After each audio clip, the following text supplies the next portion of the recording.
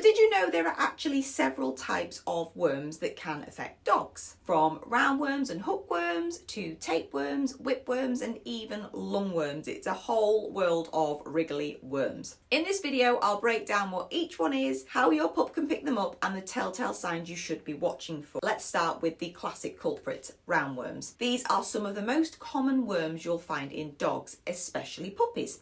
Roundworms are long, white and can look a little bit like spaghetti. They can grow several inches long and live in the intestines of your dog, feeding off the partially digested food. If your dog has a heavy roundworm infestation, you may even start to see these worms appearing in their poo and or their vomit. And what's worse, they multiply fast. Female roundworms can lay up to 200,000 eggs per day, and these eggs can survive in soil for years just waiting for the next unsuspecting host, which could be your dog. When a dog ingests these eggs, the larvae hatch and migrate through the various organs until eventually they end up in the intestines. This process can lead to a bloated belly, vomiting, diarrhea, weight loss and even stunted growth in puppies if left untreated. Next up, we've got hookworms. These are much smaller than roundworms, but arguably even nastier.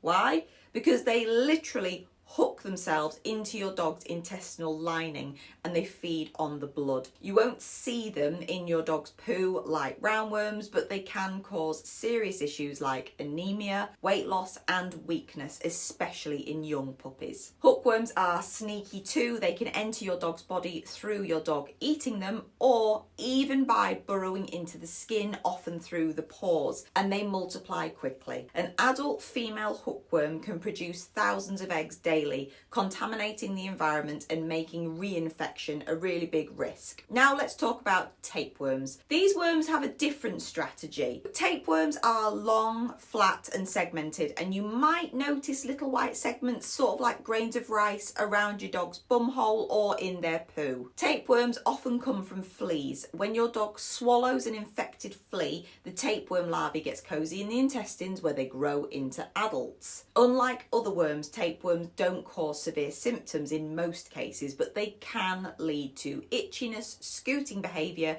and sometimes mild digestive upset. So they're more irritating to your dog than anything. Now on to whipworms. These are short worms that resemble a whip with one thick end and one thin end. Whipworms like to take up residence in the large intestines, and while they're less common than some other worms, they can cause chronic diarrhea, weight loss and even inflammation in the intestines. The tricky part, whipworm eggs are incredibly resilient and can survive in the soil for years. So if your dog gets infected, the cycle can keep repeating unless the environment is carefully cleaned. Unlike roundworms or tapeworm segments, whipworms are rarely seen in a dog's poo with the naked eye. This is because whipworms are relatively small, usually only about 2 to 3 inches long, and live primarily in the large intestines where they're tightly anchored to the intestinal wall. And finally, we have lungworms. Unlike all of the worms I've covered so far, lungworms don't live in the intestines. They make their home in your dog's lungs and even the heart. Dogs typically get lungworms by eating infected slugs, snails, or even licking their slime trails. Lungworm infections can lead to coughing, difficulty breathing, bleeding issues, and in severe cases, they can be life-threatening. Lungworms are not typically seen in a dog's poo. Unlike intestinal worms like roundworms or tapeworms, lungworms primarily live in the lungs and associated blood vessels of the respiratory system. Because of this, they don't produce eggs or larvae that are visible in the poo. So how do dogs contract worms and end up with an infestation of these delightful parasites? Well, dogs can catch worms through several ways, and the type of worm can determine how the infection occurs. These ones are the most common ways dogs contract intestinal worms: ingesting infected poo, so roundworms, hookworms and whipworms. Dogs often pick up worms by eating or sniffing contaminated soil or poo that contain worm eggs or larvae. Roundworm eggs, for example, can live in the soil for long periods, and a dog might accidentally ingest them during normal sniffing or licking behaviour if they're playing in the garden. If your dog is prone to eating a bit of horse, sheep or cat poo on their travels, this can also be a way for them to pick up worms if the animal was carrying worms. Fleas and intermediate hosts, this is tapeworms. You might not realise it, but tapeworms are commonly transmitted through fleas. When a dog ingests an infected flea, often during grooming or scratching, the tapeworm larvae develop into adults in the dog's intestines. Dogs can also get tapeworms from eating infected rodents or other animals that act as intermediate hosts. So if your dog is prone to scavenging or rolling in roadkill carcass, Reggie, I'm looking at you, this is something to be aware of. Mother to puppies, roundworms and hookworms. Puppies can be born with worms if a mother has a worm infection. Worm larvae can be transmitted from mother to puppies through the placenta before birth or even through the mother's milk during nursing. Eating contaminated meat. Dogs can acquire tapeworms and other parasitic worms if they eat raw or undercooked meat or raw organs containing the larvae. This isn't to say that raw feeding is a major issue.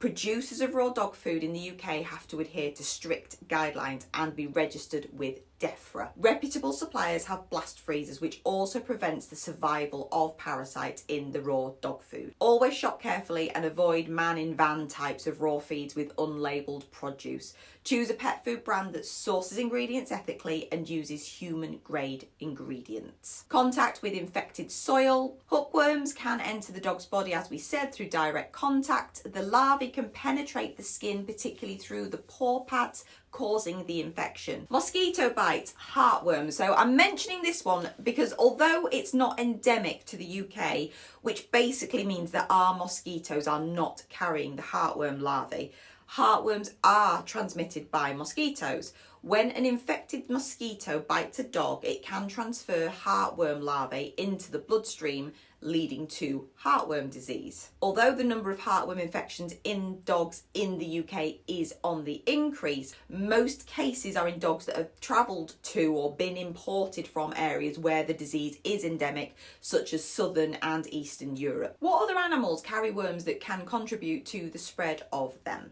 In the UK, dogs can come into contact with various animals that carry worms in their poo, potentially posing a risk of infection. And this means your dog can pick them up from the soil where the animals have pooed, or if your pup is delightful like mine, Bear, they might actually eat poo. Here are some common animals whose poo may carry worms that can be transmitted to dogs. Foxes in the UK commonly carry roundworms as well as tapeworms, and less commonly hookworms. Dogs that come into contact with areas where foxes' poo can be at risk. Cats can carry roundworms, tapeworms and hookworms. Feral cats are particularly likely to carry parasites and may shed worm eggs in areas shared with dogs. Rodents, so we're talking mice and rats. Rodents can carry various parasites, including tapeworm species. Dogs that hunt or scavenge or come into contact with rodent droppings may be exposed to these worms and the fleas that may be living on them. Wild rabbits and hares can carry tapeworms. Dogs may be exposed if they consume or come into contact with rabbit droppings. While not a typical carrier of intestinal worms like mammals, slugs and snails can carry lungworm larvae.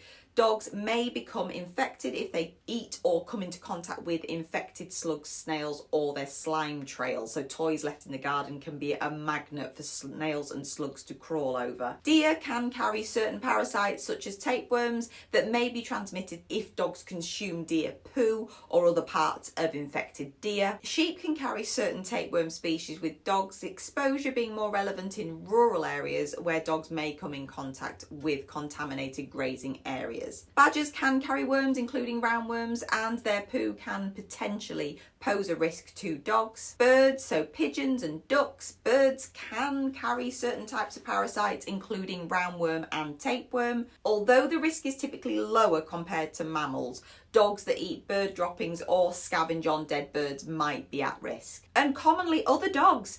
Dogs themselves are common sources of roundworms, hookworms, whipworms and tapeworms. The park, communal areas and shared spaces can become sources of transmission through poo contamination if not cleaned up, which is why it's so important to clean your dog poo up. So by now you're probably thinking the UK is a hotbed of worm-related activity, but don't panic.